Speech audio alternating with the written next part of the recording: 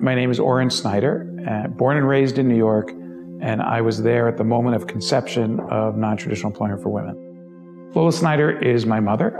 May she rest in peace.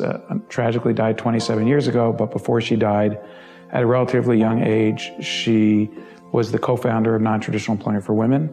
And so I had a front row seat to the formation and evolution of the organization from its founding in 1978 until her death in 1994. My mother and Mary Ellen Boyd, looking at the landscape and being part of the feminist movement themselves, thought that it would be a good idea to focus on women in particular and finding professions for women where they can earn something other than minimum wage.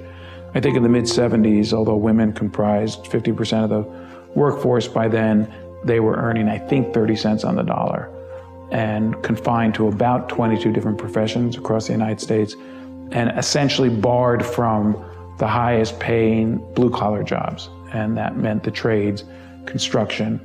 And in New York, of course, those jobs were the most lucrative for what then was called blue-collar workers. But women were not allowed into those jobs. And if you couldn't be an apprentice, you couldn't be a carpenter, you couldn't be a welder, you couldn't be a plumber. So this organization, which was not yet called Non-Traditional Employment for Women, had to figure out how are they going to find women to do this? How are they going to train them to be ready for an apprenticeship program? And a lot of their earliest students were women who had never been in the employment market at all. So 1978 Non-Traditional Employment for Women was founded as a freestanding organization, and they got to work.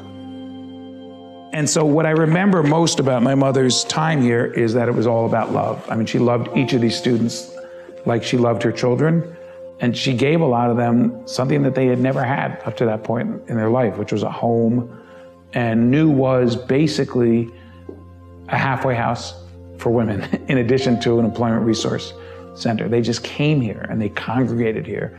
Sometimes they would just show up and hang out because this was a home for them. And I think that if the organization meant one thing to her, it was making people feel special and loved.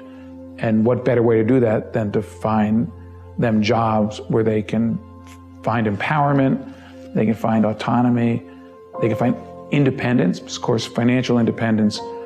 And I do remember a number of women who, once they got high-paying jobs, were able to change their lives in fundamental ways. And my mom was very proud of that. And I'm so happy to see the organization still here and thriving.